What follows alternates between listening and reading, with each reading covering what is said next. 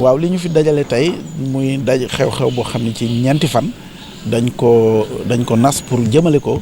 ci tàggat ñi nga xam ne ñoom ñooy jàngalekat yi. xam nga ci weer wali passé man tey lay mat weer sax président Mamadou Diagne Ndiaye ak nga xam mooy président comité olympique ak Mamadou Talla mi nga xam ministre de l'éducation nationale dañoo xaatim benn déggoo kayitu déggoo boobu nag la ca nekkoon mooy nan la ñuy jëlee éducation nationale maanaam système éducatif bi daal leen di jël ko comme li nga xam moom la ñuy wax ni yoon bi nga xam fa la ñu war a mën a jaare pour mën a xamal ndaw ñi li nga xam ne mooy valeur olympique. loolu nag ñu jëmale ko ci xew-xew bi nga xam ne Sénégal mu ngi ko dëgmal muy organisation Jeux olympiques de la jeunesse nga xam ne pour la première fois ci Afrique Sénégal dina dalal benn événement olympique muy lu xew-xew bu am solo. naam ñu ngi liggéey ci wàllu infrastructure yi ñu ngi liggéey ci wàllu hôtel yi ñu ngi liggéey ci wàllu système de transport bi waaye dafa am lu war muy maanaam liggéey ci bu ma ko mënee waxee noonu ci nit ñi liggéey ci valeurs yi ci jikko yi fexe ba nga xamee ni ñun ñu ngi dalal lu tolloog juróomi junniy nit ndaw di dalal ñaari téeméeri ak juróom benn comité national olympique addina bi yëpp daal mën naa wax nan la ñuy fexee doon société boo xam ni naam valeur yooyu ñu ngi ci ñun ba noppi waaye ñu ñoŋal ko daal di koy yeewaat ba nga xam ni dinañ ko def ci ndaw ñi loolu nag amul meilleur outil boo xam ni moom mooy éducation nationale bi ñu xaatimee nag ministre de l'éducation nationale instruire ay services am ñoom Moussa Dia ak ñeneen ni leen fexe leen ba valeur yooyu nga xam ni sport porté na ko comité international olympique développé li ñuy wax programme d'éducation valeur olympique muy valeur société yi rek nan lañ koy dugalee ci système éducatif bi donc ñu tey ji ñu dajale 64 éducateurs ñu jóge ci fukk ak juróom benn inspection d'académie yi ci réew mi yëpp 14 régions du pays pour que ñeenti fan ñu tàggat leen ci loolu objectif bi mooy bu ñu jógee fii ñoom dès rentrée scolaire bii ñëw bu école ubbee rek seen école yooyu ak enseignants yooyu ak élèves yi ñuy yor seen classe yi loolu la ñuy wax la phase pilote ñooñu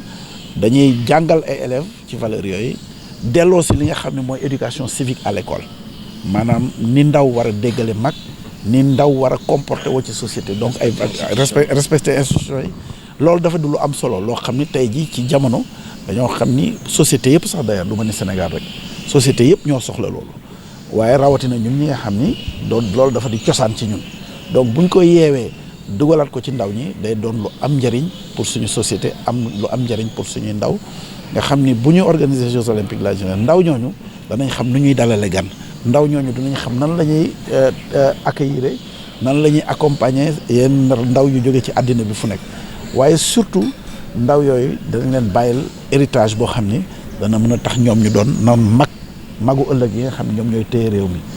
loolu buñ ko mënee def nag c'est parce que comme ni ma ko waxee comité international olympique mu ñuy gunge waaye surtout ministère de l'éducation nga xam ne ministre bi ci boppam loolu nee na dafa bokk ci plan am bokk ci programme am tey jii ñu nekk ak ñu mën a choisir enseignants yi nga xam ne enseignants yu am solo lañu booy xool ci ni ñu gëmee jàngale ak résultats scolaires yi ñu xam ne def nañ ko ba noppi donc tey daal mën naa ni ñun door nañu loo xam ni incha allah gëm nañu ni buñ ko jàppee nii non seulement 2026 dinañu mën a organiser ni mu waree Jeux olympiques de la jeunesse mais dinañu bàyyil suñuy ndaw héritage boo xam ne dëgg ëllëg dinañ mën a téye réew mi ci anam bi war. waaw programme bi dañ ko tuddee brevet olympique civique ak sportif dañ koy boole ak lañ koy lëkkale ak leneen am na beneen programme ma la wax ci anglais mu ngi tudd Kids Olympic Skill maanaam nañuy joxe dañuy dem ci ndaw ñi jox leen ay kattan ak xool surtout. À travers programme sportif yi ñuy dawal ndaw ñi ñan ñoo ci am ay aptitude ci wàllu sport ñaar ñooñu danañ ko boole gis nga tey jii li ñu dajale fii am na surtout ay professeurs d'éducation physique et sportive ñooñu dinañ ñu jàppale lu bëre ci la nga xam ni ñooy sportif yi nekk ci biir réew mi te ñu bëre fa xamuñu leen ñoom ñu jukki leen génne leen wane leen ba ñooñu mën a doon ñi nga xam ni bokk ci ñi nga xam ni war nañu mën a représenter Sénégal non seulement représenter ko mais surtout permettre Sénégal mu am ay raaya yu bëre parce que loolu la ñuy xaar tam ci organisation Jeux olympiques de la jeunesse. jërëjëf ministère éducation nationale ci at yi ñu weesu dafa am juróomi ponk yoo xam ni ci la tënk lépp li muy liggéey bi ci njëkk mooy ñu liggéey ci diiwaan boo nga xam ne daal ñëpp dañuy jàmmoo loolu nag yaakaar naa ni def nañ ci ay jéego yu am solo ak déggoo bi am ci diggante gouvernement bi ak syndicat yi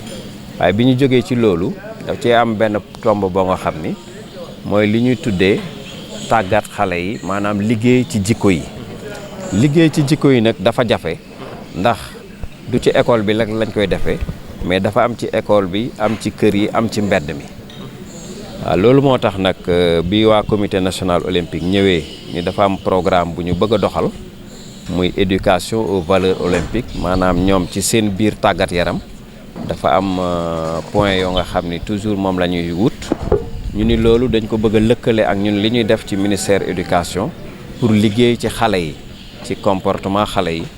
ci waxinu xale yi ci doxalinu xale yi ñun tamit loolu nekk loo nga xam ni ci objectif yi ñu amoon ci liggéey ministère éducation ci la bokk ndax 2015 ba léegi dañu relancer li ñu tuddee sport ci école yi bi ñu ko defee ak léegi nag am nañ ci ay résultats yu am solo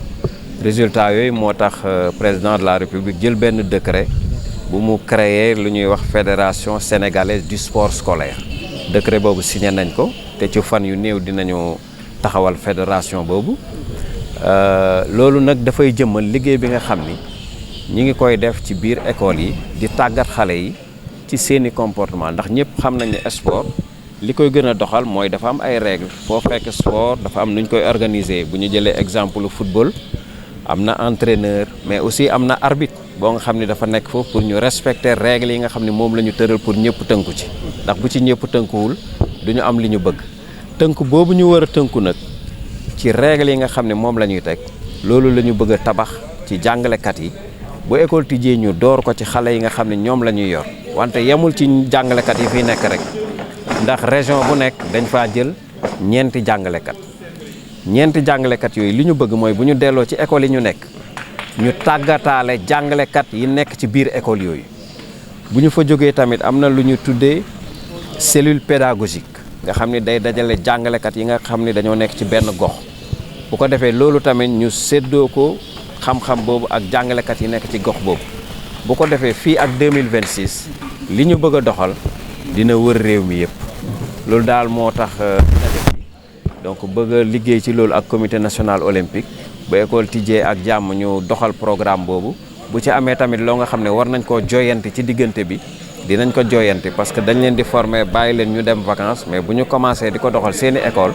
dinañ am équipe yoo xam ne mooy ñëw di leen superviser di xool ndax li ñu jàngoon ñoom moom la ñuy jàngale bu fekkee ni jub na ñu doxal ko ci réew mi yëpp bu fekkee ni jubul tamit ñu jubbanti ko ba am ci li ñu bëgg. li ñu nemmeekoon ci école yi jamono yi nga génn fu mel ni def nañ ko mu nekk loo xamante ni dafa mel ni élèves yi léegi dañoo soppi. waaw xam nga nag dafa am loo nga xam ni ci ñun la ci suñu biir société bi ñun ñëpp dafa am lu xew loo nga xam ni amul woon mooy lu ñu tuddee réseaux sociaux lu xew tey Ndakaaru mën na fanaani Kédougou ba tax na xale yi dafa am lu ñuy maanaam lu ñu def rek dañ koy toppandoo wala ñuy lancente li ñuy tuddee ay défi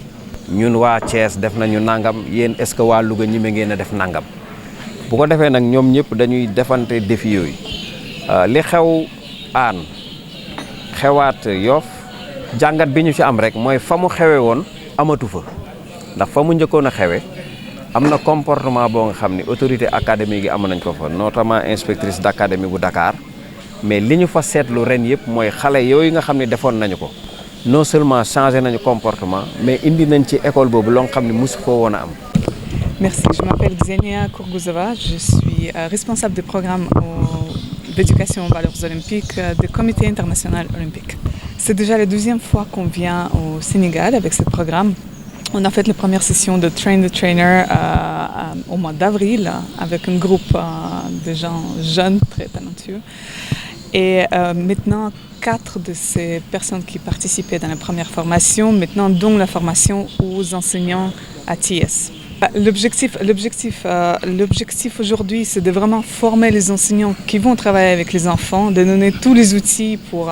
l'enseignement de méthodes du XXIe siècle, pour développer tout ce qui est curiosité, créativité chez les enfants, pour délivrer le programme dans toutes les régions du Sénégal. Le programme est unique mais universel et déjà implémenté dans 180 pays du monde et